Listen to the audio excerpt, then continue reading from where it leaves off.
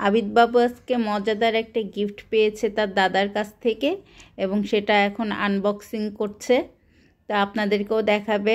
সে নিজে নিজে আমাকে কোনোভাবেই করতে দিবে না, যেহেতু তার গিফট এটা, সে নিজেই করছে।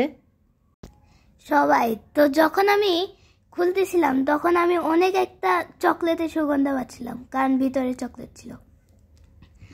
আমি যখন খুলতেছিলাম তখন আমি এত এক্সাইটেড যে ভিতরে কেমন লাগতেছিল দেখতে।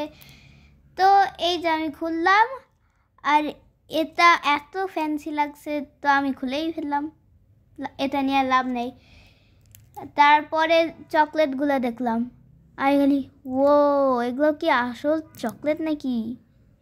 তারপর আমি তোমাদের জন্য খেয়ে দেখাইলাম। চকলেটটা খুবই আমি, তোমরা এখন দেখো কেমন লাগে ভিতরে। আমি একটু পরে একটা সিলেক্ট করে খাবো, তোমরা খালি দেখো।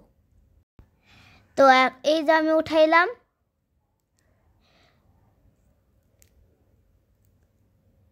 আমি একটা কামড় নিলাম।